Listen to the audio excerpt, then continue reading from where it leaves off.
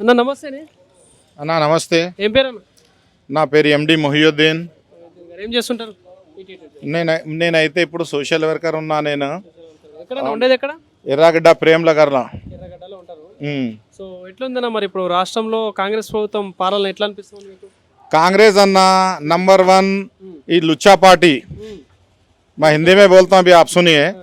कांग्रेस हमको जो धोखा दिया है, आज तक कोई गवर्नमेंट नहीं दिया हमारे को। ये मनते अन्ना 6 गारंटी देता हूँ बोला उन्हें।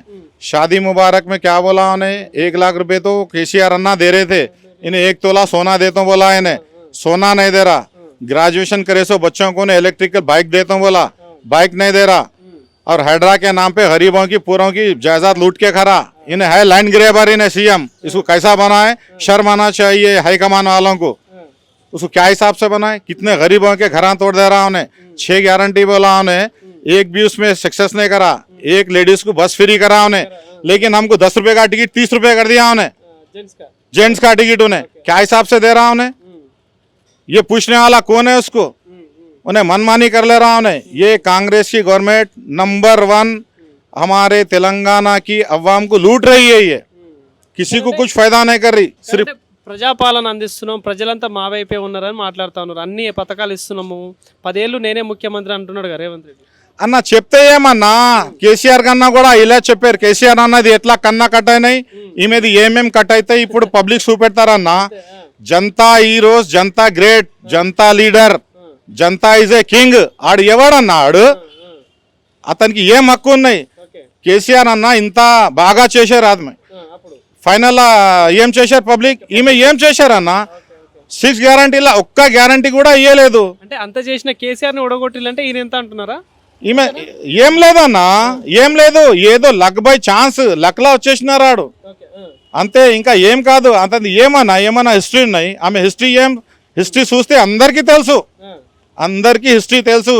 ఎవరంటే ఏమన్నా హైడ్రాది హైడ్రా అని చెప్పేశారు, ఇంప్లిమెంట్ చేశారు ఆడు. దానివల్ల అంటే కబ్జా చేసిన వాళ్ళ ల్యాండ్స్ మేము కాపాడుతున్నాం, చెరువులను కాపాడుతున్నాం అంటున్నాడు కదా రేవంత్ రెడ్డి. అట్లా కాదన్న, కబ్జా ఆమె చేయలేదు. ఆ కేసీఆర్ గవర్నమెంట్ ఇచ్చింది, ఆల్రెడీ ఇంప్లిమెంట్ చేసి రిజిస్టర్ చేసుకున్నారు. ఎట్లా తీసుకున్నారంట అన్న? మీరు డిపార్ట్మెంటే లంగా డిపార్ట్మెంట్. అది హైడ్రా ఉంటే నువ్వు ఎందుకు పర్మిషన్ ఇచ్చినావు? నువ్వు ఎందుకు రిజిస్టర్ చేపించినావు? ఎందుకు ఎలక్ట్రికల్ అన్ని ఫెసిలిటీస్ ఎందుకు ఇచ్చినావు? ये पब्लिक को ये लोग बेवकूफ़ बना रहे। अभी आने वाले इलेक्शन में पब्लिक ये लोग को कहाँ से कन्ने कट करता, ये तो वक्त ही बताएंगा ये लोगों को.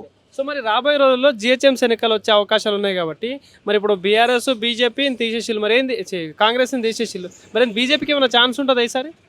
అన్న బీజేపీ ఏమంటే సెంట్రల్ నుంచి 1947 నుంచి ఏం డెవలప్ చేయలేదు. అటల్ బిహారీ గవర్నమెంట్ వచ్చిన తర్వాత మనం ఇండియా వరల్డ్ లెవెల్లో ఫేమస్ అయినాయి. ఇప్పుడు దానికే మన నరేంద్ర మోదీ సార్ ఇంప్లిమెంట్ చేస్తున్నారు. ఎంత ఆల్ ఓవర్ వరల్డ్లో చూడండి కాంగ్రెస్ గవర్నమెంట్లో డెవలప్మెంట్ ఎట్లా ఉంటే, అటల్ బిహారీ వాజ్పేయి నుంచి మళ్ళీ మోదీ సార్ ఎంత చేశారు పబ్లిక్కి మొత్తం తెలిసి ఉన్నాయి. సార్ 3 సార్లు గెలిచినారు. ఎందుకు గెలిచినారు? మనకు ఏం ఓన్లీ ఫర్ డెవలప్మెంట్ కావాలి, మనకు పబ్లిక్కి సహాయత ఇవ్వాలి. ఇటు ఏమి ఇస్తున్నారు మనకు? ఓన్లీ జూటా మాట, అది ఇస్తా కన్ఫ్యూజ్ చేసి వచ్చినారన్న. ఇప్పుడు మొన్న జూబ్లీహిల్స్ బై ఎలక్షన్ లో చాలా హామీలు ఇచ్చారు కదా ఇక్కడ అన్న, అది అందరికీ తెలుసు ఎట్లా వచ్చినారు. చెప్పేటికి నాకు అవసరం లేదు. చిన్న ఒక్కొక్క పిల్లలకి కూడా తెలుసు ఇది జూబ్లీహిల్స్ సీట్ ఎట్లా విన్ అయినాయి. చెప్తే చాలా ఎక్కువ ఉన్నాయి, అందరికీ తెలుసు, అందరి పార్టీకి. ఇప్పుడు పబ్లిక్ చూపెడతారన్న, జిహెచ్ఎంసీ వస్తున్నాయి కదా, రిజల్ట్ అప్పుడు కళ్ళ పడతాయి రేవంత్ అన్నకి. ఎవరికి ఛాన్స్ ఉంటుంది ఎక్కువ మరి ఈసారి మీకు చూస్తున్న దాని ప్రకారం ఏమనిపిస్తా ఉంది అసలు? అన్న ఇప్పుడు యంగ్ జనరేషన్ ఏమంటున్నారంటే మనకు ఓన్లీ డెవలప్మెంట్ కావాలి, ఎడ్యుకేషన్ బాగా కావాలి, డెవలప్మెంట్ చూస్తున్నారన్న. ఇప్పుడు మన ఐటీ హబ్ చేశారు కదా చంద్రబాబు నాయుడు, అటల్ బిహారీ వాజ్పేయి ఐటీ హబ్ తీసుకొని వచ్చినారు. ఈమెకి ఎంత ఇంప్లిమెంట్ చేస్తున్నారు? డెవలప్మెంట్ కావాలి మనకు. డెవలప్మెంట్లో యంగ్ జనరేషన్ అందరు అది చూస్తున్నారు. రికార్డ్ ఏ గవర్నమెంట్ ఎంత రికార్డు ఉన్నాయి.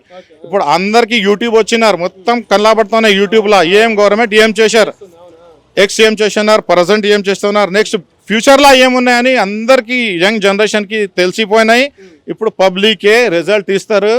రిజల్ట్లా గుడ్ న్యూస్ వస్తాయి మన సెంట్రల్ గవర్నమెంట్కి. తెలంగాణలో బీజేపీ సాధ్యమేనా మరి?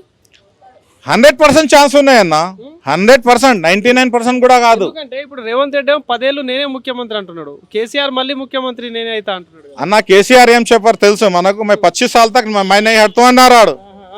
అది స్టేట్మెంట్ ఇచ్చిన తర్వాత 10 మంది కూడా కాలేదు. మమతాకి చూడండి ఇప్పుడు, వెస్ట్ బెంగాల్ అది మనకు ఒక ఐడియల్. అక్కడే బీజేపీ వచ్చింది. సో అంటే ఆ ప్రభావం ఉంటుందా ఇక్కడ తెలంగాణ మీద? 100% ఉన్నాయన్న, 100%, ఖచ్చితంగా 100%. అందరు యువ ఏం చూస్తున్నారు మనకు, డెవలప్మెంట్ అన్న, make in India, made in India, అదే చూస్తున్నారు. ఈ 1947 మాట్లాడుతున్నారు రేవంత్ రెడ్డి మనది. ఆమె సెంట్రల్ గవర్నమెంట్లో ఏం చేసలేదు, ఇక్కడ కూడా ఏం చేయడారు. ఆడు ఏం ల్యాండ్ గ్రాబింగ్ చేస్తున్నారు మొత్తం వేస్ట్. సో ఫైట్ ఎట్లా ఉంటుంది సార్ మరి, ఎవరెవరి మధ్య ఉంటుంది అనుకుంటున్నారు ఫైట్? ఇప్పుడు ఫైట్ ఉంటే అన్న, ఫస్ట్ ప్రియారిటీ మన భాజపాకి ఉన్నాయి ఇక్కడ. ఏదైనా ఎలక్షన్ కానీ, జిహెచ్ఎంసీ కానీ, మనకు అసెంబ్లీ కానీ, అర్థమవుతున్నాయి. అది 70% ఉన్నాయి ఇక్కడ హోప్ మనకి. సో ఇంకోటి ఇప్పుడు జనసేన ఎంట్రీ ఇక్కడ చూస్తా ఉన్నాం, అంటే కవిత కొత్త పార్టీతో వస్తుంది, వీళ్ళకి ఏమైనా ఛాన్స్ ఉంటుంది ఇక్కడ అన్న?